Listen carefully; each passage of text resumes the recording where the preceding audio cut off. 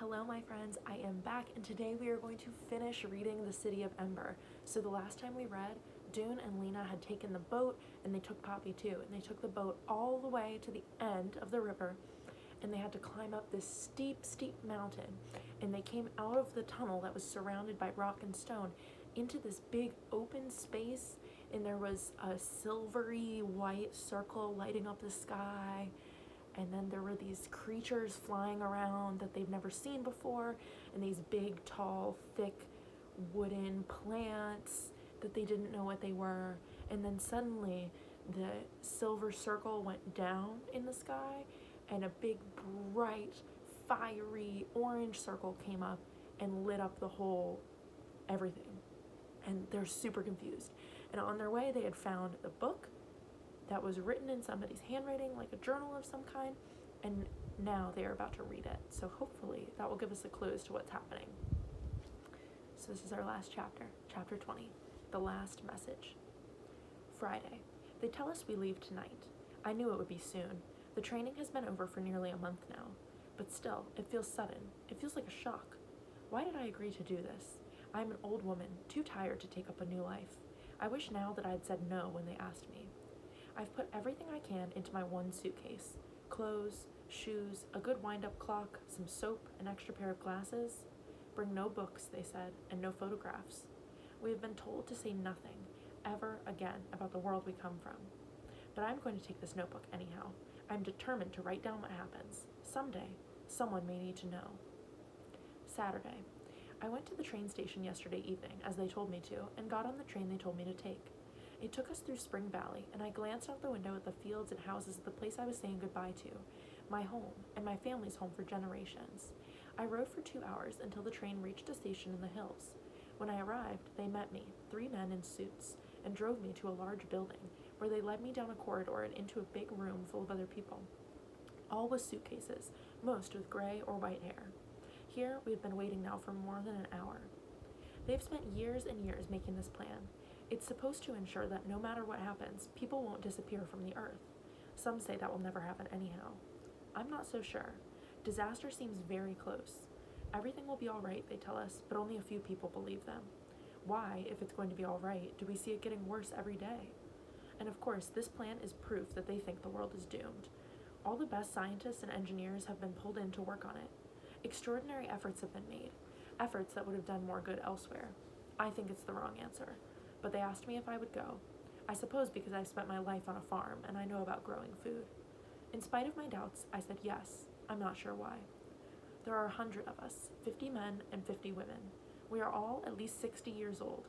There will be 100 babies too. 2 babies for each pair of parents. I don't know yet which of these gentlemen I'll be matched with. We are all strangers to one another. They planned it that way. They said there will be fewer memories between us.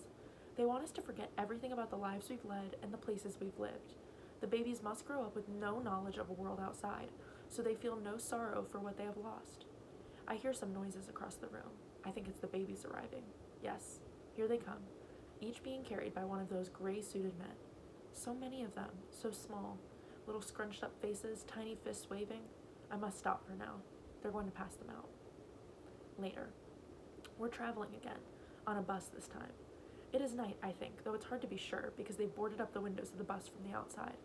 They don't want us to know where we're going. I have a baby on my lap, a girl. She has a bright pink face and no hair at all. Stanley, who sits next to me, holds a boy baby with brown skin and a few tufts of black hair. Stanley and I are the keepers of these children. Our task is to raise them in this new place we're going to. By the time they are 20 or so, we'll be gone. They'll be on their own, making a new world. Stanley and I have named these children Star and Forest. Sunday. The buses have stopped, but they have not allowed us to get out yet. I can hear crickets singing and smell the grass, so we must be in the country, and it must be night. I'm very tired. What kind of place can this be, safe from earthly catastrophes? All I can guess is that it must be underground. The thought fills me with dread. I'll try to sleep a little now. Later. There was no chance to sleep. They called us to get off the buses, and we stepped out into a landscape of rolling hills in full moonlight.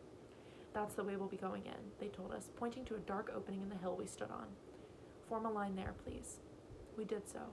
It was very quiet, except for the squalling of a few of the babies. If the others were like me, they were saying goodbye to the world. I reached down to touch the grass and breathed deeply to smell the earth. My eyes swept over the silver hills, and I thought of the animals prowling softly in the shadows or sleeping in their burrows, and the birds standing beneath the leaves of the trees with their heads tucked under their wings. Last, I raised my eyes to the moon, which smiled down on us from a long, cold distance away. The moon will still be here when they come out, I thought, the moon and the hills at least. The opening led us into a winding passage that ran steeply downhill for perhaps a mile. It was hard going for me. My legs are not strong anymore. We moved very slowly. The last part was the worst, a rocky slope where it was easy to miss your footing and slip. This led down to a pool.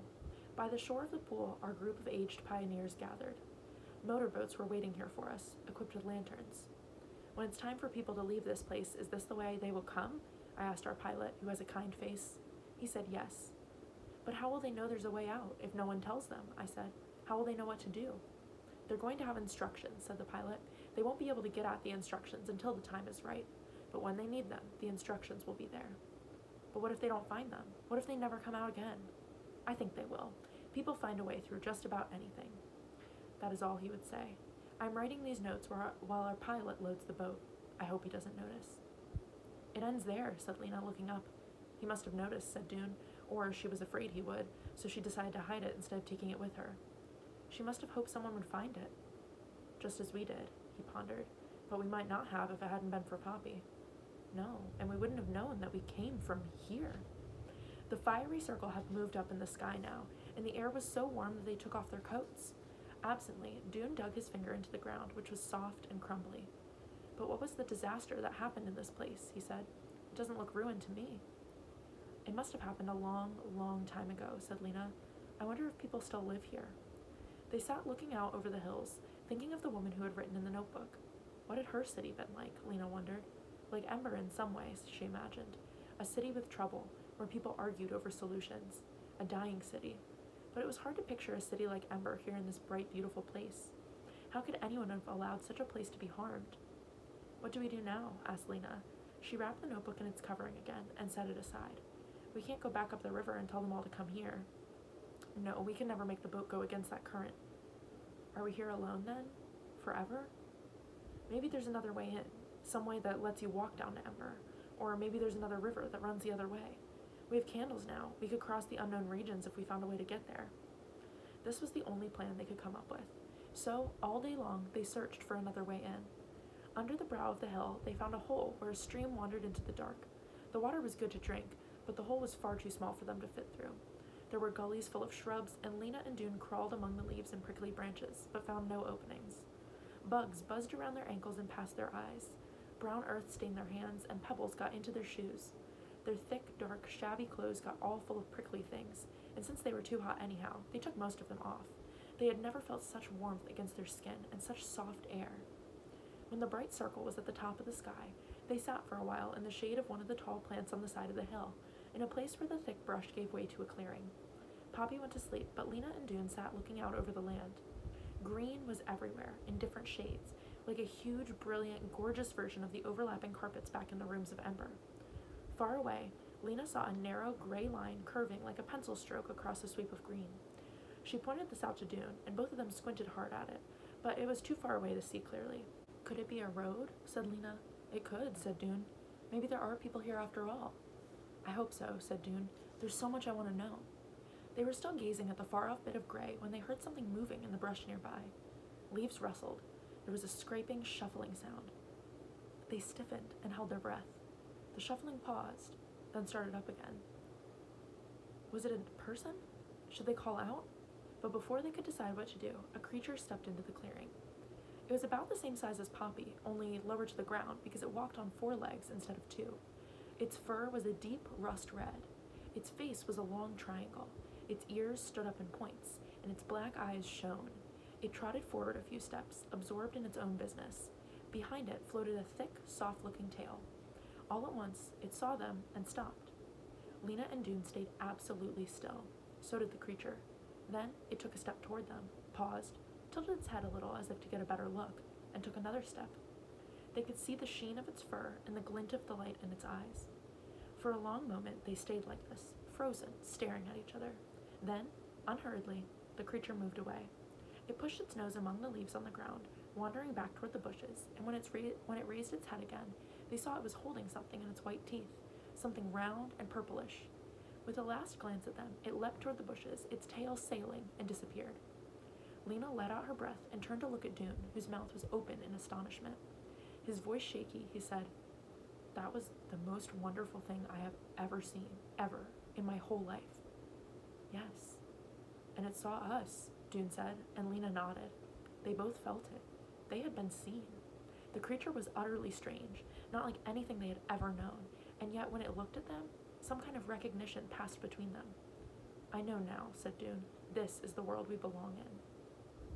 A few minutes later, Poppy woke up and made fretful noises, and Lena gave her the last of the peas in Dune's pack. "What was that, do you think, in the creature's mouth?" she asked. "Would it be something we could eat? A fruit of some kind? It looked like the pictures of peaches on cans, except for the color." They got up and poked around, and soon they came across a plant whose branches were laden with the purple fruits, about the size of small beets, only softer. Dune picked one and cut it open with his knife. There was a stone inside. Red juice ran out over his hands. Cautiously, he touched his tongue to it. "Sweet," he said. "If the creature can eat it, maybe we can too," said Lena. "Shall we?" They did. Nothing had ever tasted better. Lena cut the stones out and gave chunks of the fruit to Poppy. Juice ran down their chins. When they had eaten 5 or 6 apiece, they licked their sticky fingers clean and started to explore again. They went higher up the slope they were on, wading through flowers as high as their waists, and near the top they came upon a kind of dent in the ground, as if a bit of the earth had caved in. They walked down into it, and at the last of the dent they found a crack about as tall as a person, but not nearly as wide as a door. Lena edged through it sideways and discovered a narrow tunnel. "Send Poppy through," she called back to Dune, "and come yourself." But it was dark inside, and Dune had to go back to where he'd left his pack to get a candle. By candlelight, they crept along until they came to a place where the tunnel ended abruptly. But it ended not with a wall, but with a sudden huge nothingness that made them gasp and step back. A few feet beyond their shoes was a sheer, dizzying drop.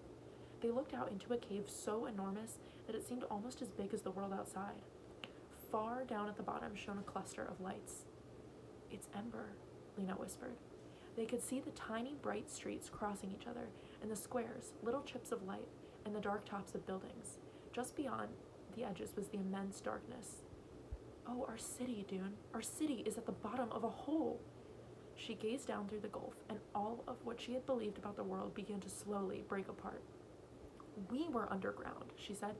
"Not just the pipeworks. Everything." She could hardly make sense of what she was saying. Dune crouched on his hands and knees, looking over the edge. He squinted, trying to see minute specks that might be people. "What's happening there, I wonder? Could they hear us if we shouted? I don't think so. We're much too far up." "Maybe if they looked into the sky, they'd see our candle," said Lena. "But no, I guess they wouldn't. The street lamps would be too bright." "Somehow we have to get word to them," said Dune. And that was when the idea came to Lena. "Our message," she cried. "We could send our message." And they did. From her pocket, Lena took the message that Dune had written, the one that was supposed to have gone to Clary, explaining everything. In small writing, they squeezed in this note at the top. "Dear people of Ember, we came down the river from the pipeworks and found the way to another place. It is green here and very big. Light comes from the sky. You must follow the instructions in this message and come on the river. Bring food with you. Come as quickly as you can. Lena Mayfleet and Dune Harrow." They wrapped the message in Dune's shirt and put a rock inside it. Then they stood in a row at the edge of the chasm, Dune in the middle holding Poppy's hand and Lena's. Lena took aim at the heart of the city, far beneath her feet. With all her strength, she cast the message into the darkness, and they watched as it plunged down and down. Mrs. Murdo, walking even more briskly than usual to keep her spirits up, was crossing Harkin Square when something fell to the pavement just in front of her with a terrific thump. How extraordinary, she thought, bending to pick it up. It was a sort of bundle. She began to untie it. And that is where the story ends. So, what a crazy plot twist, right? Ember was entirely underground the whole time, and it was built to try to save humanity from some kind of disaster. Alright, so I've got a lot of thoughts and a lot of things I want to talk to you guys about, but I'm going to save them for the video that's coming out later today with our discussion. Alright, so stay tuned for that video later today, and we will talk about what we think about this book. Alright, bye guys.